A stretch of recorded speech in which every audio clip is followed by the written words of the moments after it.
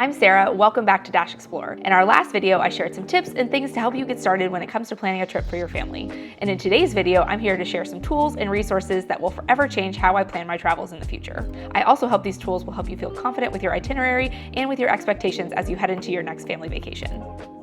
And so with that, let's jump into today's tips.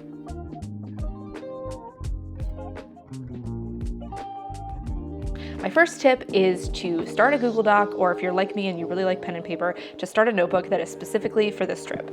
Organization is key when it comes to traveling with your kids. There's so much stuff and so much going on that to be able to find the information that you need when you need it is a huge time saver. I have mine here today, and this is what I used to plan our trip. I made my own using a disc-bound system, but you can just go to the store and get a cheap spiral-bound notebook or whatever to make your lists in. But I found it so much easier to have a dedicated place to just write everything down, whether it was a quick note or some actual serious plans that we'd made, and then that way everything was just together in this one place. I will say that the perk of a Google Doc is that it's easy to share with other people, so I did end up also having a Google Doc as well, and that was also nice because then when it came time to go on our trip, I was able to quickly share it with my parents and my in-laws. That way they could keep track of us and knew where we were, and just kind of for safety reasons, we always send that out. So regardless of what you choose, having one dedicated place to write everything down and keep all of your information together will definitely be a lifesaver. So also real quick, I'm gonna just kind of go over quickly what I keep in this notebook, just so you can get a sense of how I use it to organize myself. I had everything from our flight information to our accommodation information, a daily schedule of where we were gonna be, which cities we were gonna be in, a running to-do list of everything I needed to get done or order or book. All of that was kept in here, as well as a packing list for everybody. And I will go into more details in packing next week, so stay tuned. And then the last thing I use this notebook for actually leads me into my next tip, which is to create wish lists instead of specific itineraries for your trip. This is especially helpful if you're traveling with small children, to have a list for every city or every day that you're going to be on your trip and what you want to do on those days. And then when it comes time for that day or leading up into your trip, sit down with your family, with whoever is coming on the trip, and prioritize what you want to do every day. So by picking just 2, maybe 3 things that you really want to do, whether it's something as small as eating a macaron or something as big as exploring the Louvre, this will help you focus and prioritize the things you want to get done on your trip, while also giving you some wiggle room as you see and explore new things in the city. Kids on vacation are unpredictable. They could need a nap, they could be hungry. You never know. So by having a wish list instead of a specific itinerary, it keeps you from running all over the city trying to make certain appointments or reservations or things that you might not even want to actually do once you get there.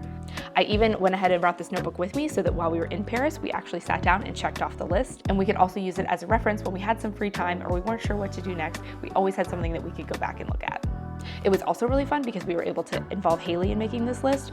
She was learning more and more about the places that we were going to go, and as she saw things or heard about things, she would start to say, I want to eat macarons, or I want to do this, and we were able to involve her in the wish list as well, so it made the trip just more exciting because everybody had been involved in planning it. So I hope you keep all of this in mind and that you'll give wish lists a shot when you start planning your next family trip. My next tip is to ask for recommendations. Now that might seem silly and obvious, but if you've ever traveled anywhere and you've experienced something that just completely changed your life, you know that you wanted to share it with somebody that's also going to that place. People are dying to talk about the places that they've been and the amazing things that they've experienced. So put it out to your friends, to your family, on your social media accounts, and ask for recommendations. For several trips, I've had friends share their full itineraries with me, and I was able to pull some things that I thought might be helpful, and even found Airbnb recommendations. So getting tips and recommendations from friends and family can make things so much easier as you go into planning your trip. So although this tip may seem obvious, reach out to your friends and your family, get all the recommendations, because people are dying to share, but it also makes the trip so much more fun knowing that people that you love have been in these same places that you've been. Now, my next tip is YouTube. Now, that might be kind of silly since I'm sitting here talking to you in my own YouTube video, but YouTube is an incredible resource when it comes to travel. Yes, there's so much information and so much that's going on. You are the parent, you want to be the comfortable, confident one that is leading your family through this trip. So if seeing the places that you're trying to visit and understanding how these places work helps you, YouTube is an incredible resource. I know I found videos on how to get from your gate at Charles de Gaulle Airport to the baggage claim, like literally walking through the airport and seeing the inside of the airport, knowing what baggage claim looked like. It seems so little and so silly, but those things really helped me feel comfortable once we arrived in Paris, especially if you're going to a place where there's going to be a language barrier. Seeing and knowing what you're visually going to experience can make those hurdles a little bit less scary. And on the note of language barrier, If you're going somewhere with a different language, there are videos of key phrases and words that you'll need to know when you're in that city. YouTube can also be a fun way to get your kids engaged and excited about the places that they're gonna go. Obviously, you should preview the videos to make sure that they're all kid appropriate, but to show them the food that they're gonna eat or the places that they can see, it kind of builds that anticipation and that excitement and helps them understand what they're going to be doing while they're on this trip. Especially if they're super young, like Haley. She was only 3 when we were planning this trip, and Paris and Europe is this abstract thing to her. She doesn't understand that we're going to another continent. She doesn't understand that these people are going to be speaking a different language, but to be able to see other people in this place and get her excited to eat that one cookie or that one pastry helped build her excitement for this trip, even though she doesn't understand the enormity of it yet.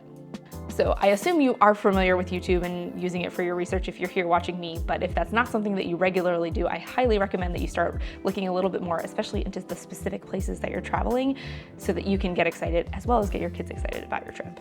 My next tip for planning activities for your family vacation is Facebook groups. Now, I would have never thought of this until this trip, but this is something that turned out to be an invaluable resource to me when planning this trip. A couple months before we actually booked our trip, we knew we wanted to go to Europe. For some reason, in the suggested groups on Facebook, it showed up as traveling with toddlers and babies or traveling with kids, just a very generic group. And I figured I would go ahead and join the group and maybe I'd learn something. And although I maybe got more than I expected from joining that group, I realized that there are people out there that want to share their experiences, that want to help other people. And also there are a lot of other people out there that are in the same boat as you and they want to take this trip, but they're feeling nervous and they don't know how to go about things. So by joining these groups, you can get information about the specific place that you're going to, or just travel in general. I was in the travel for babies and toddlers group for a little bit, but then I ended up getting more specific and I found one for traveling to Paris with kids. And then back to YouTube, one of the channels that I found that was so incredibly helpful for showing you all the ins and outs of Paris, Lace Frenchies, I'll tag them below if you're going to Paris. But it's a whole community of people, and it was a place where I felt comfortable to say, I am arriving in Paris with my 3.5-year-old and my almost 1-year-old. How do we get from the airport to our Airbnb? Or what are recommendations for restaurants for small kids? Or whatever I was feeling nervous about, I was able to reach out in these communities and ask questions and get answers from people who have been there or who understand what I'm trying to ask. And it truly made the planning so much easier for me. So I highly recommend checking out Facebook. I know Facebook is not used all that often by people anymore, but I did find it to be an incredible travel resource. All right, and then my last and final tip that will forever change how I travel and plan my travel is Google Maps. And that might not sound super exciting, and you might be like, well, obviously you use Google Maps, so you can see where things are. But this tip, I stumbled on it accidentally. I did not find out about it from someone else. I have since seen people talking about it, but this is something that completely changed how I plan my trip, and I will be doing it forever and ever and ever from now on. So if you have gotten a recommendation from a friend when you asked it on social media, or you watched a YouTube video and you saw a restaurant and you were like, I want to eat that dish, find that restaurant, find that recommendation from a friend on Google Maps, search for it, and if you scroll down, there is a button that says save. And when you click save, it pops up with an option to add it into a list, and you can make your own custom list. So for me, I made a list called Europe 2023, especially since we weren't going somewhere particular. I wanted the whole trip to be grouped together. And I started saving locations as I heard from friends, as I watched YouTube videos, as I read blog posts. Once we booked our accommodations in all of the places that we went, I saved those locations on the map so I was able to quickly find where we were staying. And then if I was looking something up or trying to find a specific place, I could quickly see how far it was from where we were staying and just get that whole logistical map going. Also, by spending a lot of time on Google Maps, you can become familiar with the city. So I've never been to Paris before. I had no idea where Notre Dame or the Eiffel Tower or the Arc de Triomphe, I didn't know where any of the stuff was in relation to other things. So by spending lots of time saving things and looking around in the actual map, I was able to familiarize myself with the city a little bit more, so that when we actually showed up and we were trying to walk around, I was pretty comfortable with where everything was because I'd spent so much time looking at the map. The best part about having this is if you have pre-saved all of these locations from all your research at home, you have it all saved in your map, and you're in Paris, you've seen the Eiffel Tower, you've eaten your macaron, you've checked those things off of your wish list for the day, and now you're hungry.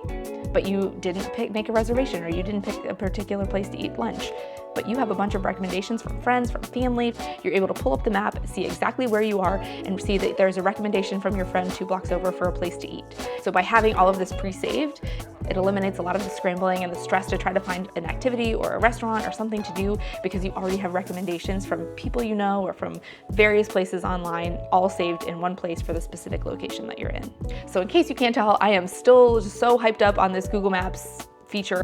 I think it is incredible for travel. I think it will forever change how I plan trips. And maybe you know about this tip too, and you've used it another way or in a similar fashion. Leave a comment below. Tell me how you use Google Maps, because I'm hooked, I'm a believer, I'm obsessed. That's my hot tip from this video. So I will come down off my Google Maps soapbox and wrap things up for today. Just to go over everything one more time, these are my 6 tips and resources that have completely changed how I plan my family travels. Stay organized with a notebook or a document where you can keep all of your travel plans in one place.